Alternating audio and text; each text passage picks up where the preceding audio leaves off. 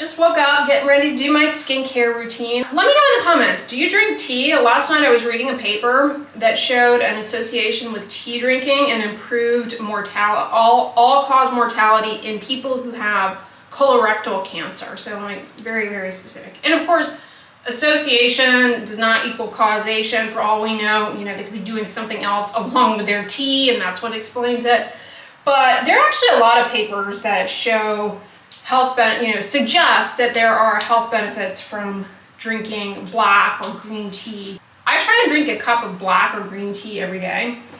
And it's probably related to the antioxidants, the polyphenols in the tea. That's what the working idea is to explain the benefit.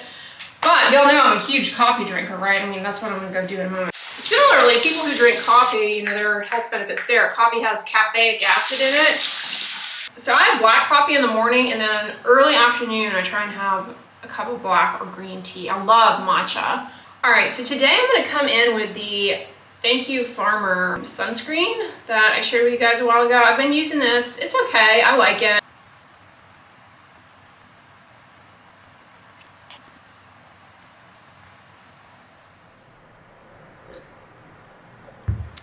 Welcome to this early morning edition of things I randomly got sent in PR that you do not need to buy. First up, I was a little shocked that this arrived because I don't remember them reaching out, but Lancome sent me the Advanced Genifique Youth Activating Concentrate. I've seen commercials for this. They really put a lot into their ads, I will say. It has fragrance in it, and y'all know I don't recommend products with fragrance because it's just a common irritant and a common allergen. Now, a lot of people like using fragrance. They're fine with that potential risk. It doesn't bother them, and they find that a scented product compels them to continue using it. So one thing I will say about this is the fragrance is not too bad and it does not linger. It's just a light citrus scent that fades away. Not headache inducing. I'm telling you, La Roche-Posay needs to take a master class from Lancome, because La Roche-Posay has been scenting the daylights out of their serums, and it's like giving migraines left and right. This has bifida ferment lysate ferments. They're humectant rich, antioxidant rich, may have skin barrier soothing. Think of it as a hydrating, soothing serum, if you will. Now, here's the thing. If this is a skincare product that maybe you come across and you're not familiar with skincare, you're gonna fall in love with this. Probably, I don't know. You're gonna think it's something really magical, because truthfully, it is like pretty hydrating. As much as I wanna hate it, it does the hydration station. Like, you're gonna get a pack a punch of hydration. All of the skincare products I have tried over the years, this most reminds me of a lot of the sheet masks that you buy. The stuff inside the leftover that a lot of people save or whatever, that's what this reminds me of. Like, if you took just a sheet mask that you got from, say, the Cream Shop, which you can buy at like CVS nowadays, those fun like sheet masks. I call them party favors because they're just like a fun thing to do at a kid's birthday party. They're often really hydrating, but they're frequently scented. That's what this reminds me of, the goop that's left over from those sheet masks. Suffice it to say, I'm not impressed. If I wanted to reach for a super hydrating serum or toner, I'm gonna go with the Korean products that I have reviewed on this channel and raved about, because they're effective. Bifida ferment lysate, it is a good ingredient. It's commonly found though in a lot of moisturizers and hydrating toners. I have a lot of videos on this channel reviewing different hydrating toners, serums. To me, personally, I would never ever be compelled to purchase this. This isn't something that I would ever recommend to you guys. And truthfully, it is very hydrating, and because it's so hydrating, you do see like a nice wrinkle smoothing effect, a nice healthy radiant glow. The fragrance isn't foul. People like that little scent, and it doesn't linger. But man, y'all, I mean, when you know, right? When you know that there are similar products out there that actually oftentimes offer more in terms of beneficial ingredients, things that I prefer that don't have the fragrance, guess in the comments how much it is. Don't cheat. Don't cheat. Don't pause and go Google and cheat. Guess in the comments how much you think this is. $132. Those of you who have been here, you know this is not in the repertoire of things that I'm gonna recommend. brand, okay? I mean, this is what you get here. There's nothing about this other than marketing hype that makes it unique compared to others. And I actually have tried it out, okay? I actually have tried it out myself. Not bad, no issue with it, until I see the price and I know what else is out there. And I'm like, buy. For example, that good old vegan rice milk toner that I purchased a while ago, but significantly less than this. And I'm seeing a similar pack of punch in terms of hydration with that. Or y'all know my bestie, Pyongkang Yul. Their black tea toner I've really enjoyed as of late. Yeah, I would go to those before this one. Somehow I got on the PR list of Fenty Skin, and if you've been here a while, you'll recall when Fenty Skin launched, and I talked about, you know, how celebrity skincare brands are a dime a dozen and yada, yada, yada. Well, Fenty Skin has kind of stayed around longer than I expected, to their credit. Somehow they decided to put me on their PR list. I'm probably gonna get immediately taken off if they come across this vlog. All that to say, they sent me their Melt AWF.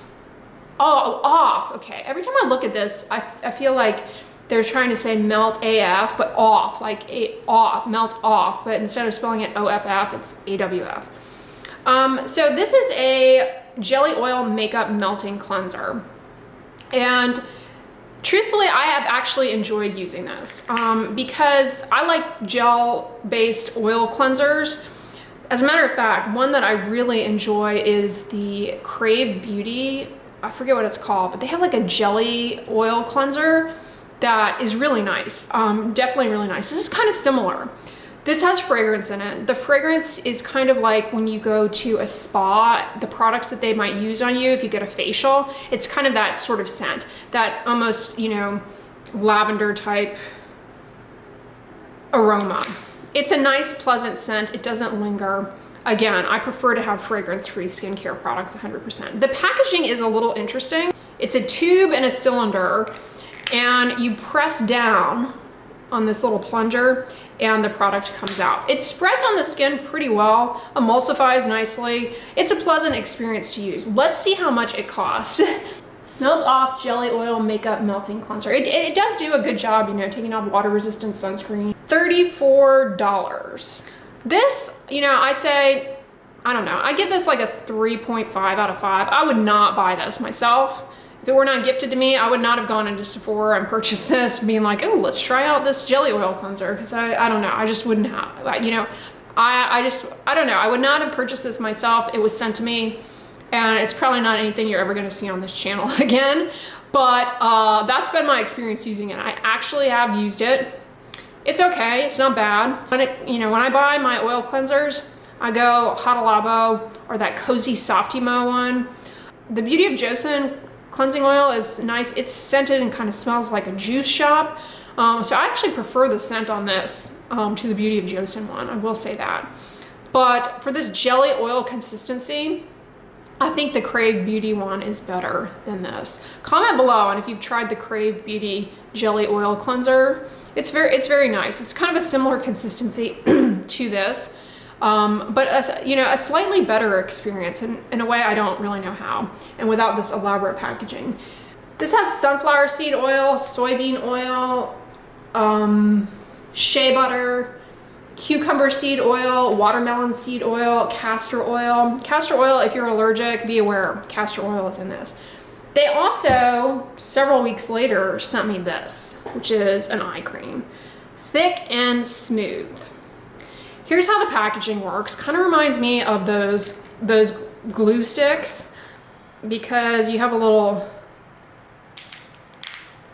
click, click, click, click, click, and it farts out exactly how much you need, which I kind of like. It dispenses exactly how much you need. That way you don't waste it. I find a lot of people end up using too much volume of eye cream. You really don't need much. Y'all know I'm not a big fan of eye creams. Like personally, I just use the same moisturizer that I use on my face to the rest of my eyes, but there are certain ingredients that you might want to use specifically for the eye area, such as caffeine, which is in this. Caffeine can temporarily improve the look of dark under eye circles, although if they're hereditary or just related to age-related volume loss under the eye, caffeine's not going to do much, but it is an antioxidant, so can be helpful for reducing oxidative stress. This also has peptides in it, which can be hydrating. Gluconolactone, a polyhydroxy acid, very hydrating, can help in also gently just exfoliating the skin very, very mildly. This has niacinamide, which is good for redness, hyperpigmentation. It's good for the moisture barrier. This has some good ingredients, but truthfully, I have been very underwhelmed by this. And y'all know I'm very critical of eye creams. And so I went into this with an open mind. It's just very underwhelming. Like, I put it on and I don't really feel like it's done much in terms of moisturizing. Definitely not above and beyond what my general facial moisturizer does.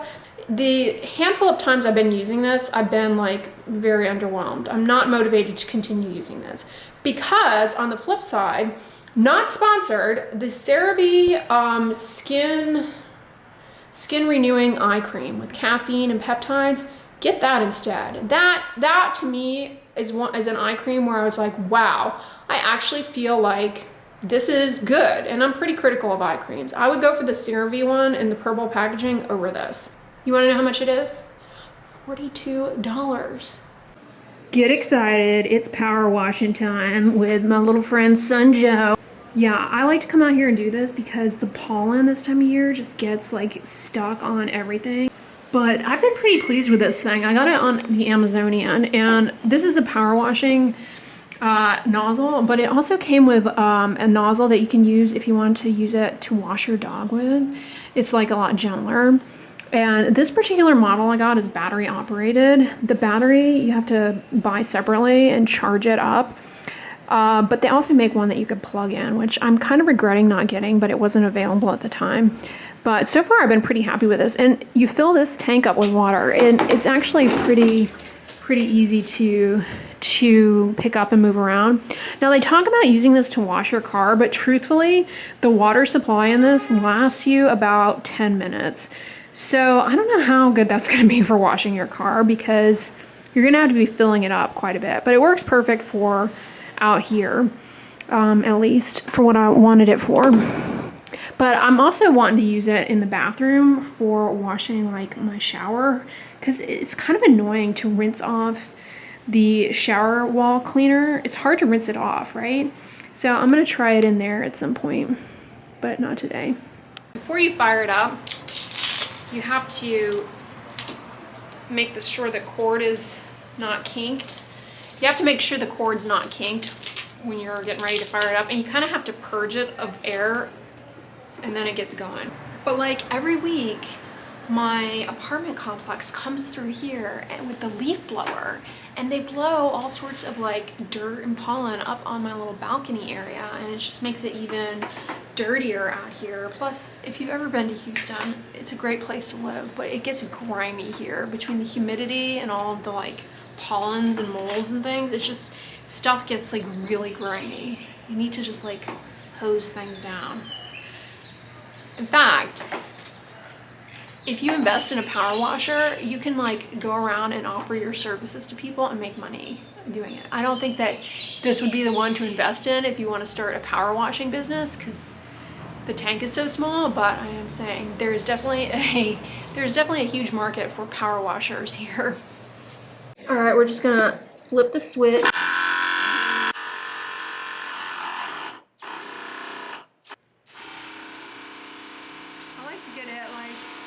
For my windows, like if you can see the filth that comes out of here, it is, like, look at that.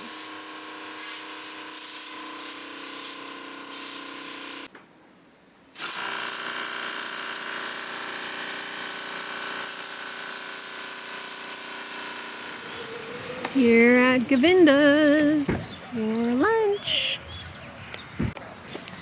And I'm wearing pretty dress. Looks good. I got a veggie pasta, zucchini, tofu, deviled potato, and some kind of veggie nugget, some kind of little fritter, and veggie lentil soup. I went back and got one of these carrot walnut muffins for dessert. They look really good. Update on my gym caddy. Still loving it. Rosie was like, get out of the way! Still loving my gym caddy, keeping all of my stuff together, and I discovered that I forgot I had these. I forget, I think these came in a FabFitFun box, these Burke. They're kind of like glorified plates, but you can do like ab workouts with them. So I started using those again. Tea time. So speaking of tea, I shared this with you all in yesterday's video, but if you missed yesterday's vlog, I used to drink these red rose teas a fair amount, kind of forgot about them. I hate tea bags, but I saw they came out with this hot chocolate and marshmallow flavor. It's pretty good, so I'm gonna have a cup of that. It's chamomile tea, so caffeine free, but it tastes really nice. It's sweetened already with stevia, which I like. If you don't like stevia, then you wouldn't enjoy these, but it really does have a nice chocolatey taste to it. So I'm gonna have that. But this is the other late afternoon tea that I like to have, the Peak Hibiscus Beauty Elixir. This is really good. It's like a nice, refreshing. This one's also really good, actually, now that I think of it, as an iced tea. I like to have this a lot in the summer. Hey guys, I just hopped out of the shower, and while I was in there, I got to thinking, coming in with the infusion toner. I'm almost done with this. I got to thinking while I was in there, you know, if you are going to be seeing a dermatologist, don't go to the visit wearing nail polish, because you are screwing yourself out of the nail exam. Because the nail exam can tell a whole lot about what might be going on with you. You see, you think in your mind, oh, I'm coming in for hair loss, or I don't know, spot on my elbow. What do you need to look at my nails for? Trust me, they can be very revealing and help piece everything together in terms of what might be going on with you. Like, for example, a lot of people might be bothered by a flaky scalp and think, oh, this is just like really bad dandruff. What do you need to look at my nails for? When in reality, you might have pits on your nails, and it's not dandruff, it's psoriasis. And that is not a diagnosis that any derm should or would want to ever miss, because psoriasis, as I pointed out before in other videos, but it's not just a skin problem, okay? It's got internal problems that can go along with it, like joint disease, arthritis, heart disease, diabetes, metabolic syndrome, inflammatory bowel disease too. So yeah, don't sell yourself short in that regard. Not to mention, cancers can pop up in the nails, especially in people who have deeper skin tones. You know, they can have, it's not uncommon actually for deeper skin tones to have like bands of pigment in their nail. For whatever reason, like a melanocyte here just is like, woohoo, let's have some fun and make a streak. But you also can have melanoma. And so you don't want to sell yourself short on your nail exam if you're going to go see a derm. Likewise, your scalp, you know, don't have your hair all up and done. Make sure your hair is like loosely down so that you can get a good scalp exam. And oh shoot, I took that down, and now I'm going to put on my, don't be hiding. Don't be hiding. We're a looking specialty, okay? I always say that. Dermatology is a looking specialty. You know, one of the coolest things about dermatology is that you can like very quickly make diagnoses, change lives just with your eyes. It's amazing. No expensive testing required. That's not always the case, okay? A lot of times a full workup is needed for a variety of things like hair loss. You know, you usually, unless it's an obvious type of hair loss, a lot of times blood work is needed, a scalp biopsy. Yeah, so it's not always a slam dunk, okay, is what I'm getting at, but a lot of times it is. Like seborrheic keratoses, those are a slam dunk for, you know, diagnosing. Warts, I mean, things like that that don't necessarily need any kind of fancy testing. And then a lot of things are pretty straightforward and inexpensive, cost-effective to treat. I really think that everybody should have access to dermatologic care. It shouldn't be viewed as this like cosmetic like entity. You know, I did a video, it should be up at this point already, on post-acne redness, post-inflammatory erythema. And one thing that really grinds my gears is, why does insurance get to decide that patients can have their acne medications covered. Well, only the ones that they say are okay. Like you have to do X, Y, and Z before you can actually get to what the doctor wants you to use. That is a nightmare. But why do they get to decide that you can have your acne treatments covered, but that post-acne persistent redness or post-acne hyperpigmentation or scars from acne is cosmetic? You know, that is something great about Accutane, is that it really changed the game. It was approved in 1982, so it's been, you know, isotretinoin for acne in 82. And it really changed the game, because if you look back historically at photographs of people who were teenagers before the 80s, especially males who in their teen years, you know, had cystic acne, I mean, the extent of acne scarring was a lot more widespread, where nowadays you do still have that for sure, but Accutane can prevent that for a lot of people. Not to say Accutane works for everybody, you know, a lot of people fail isotretinoin, but 100% it really changed the landscape in terms of having a treatment to prevent scarring, which, you know, the acne, it will go away, it will heal, but people left with scars, that's not, you know, that's what we're trying to avoid for people. Anyway, y'all, I'm gonna wrap this vlog up here. I hope you guys enjoyed it. I hope you're having a great weekend. If you like this video, give it a thumbs up, share it with your friends, and as always, don't forget, sunscreen and subscribe. I'll talk to you guys tomorrow. Bye.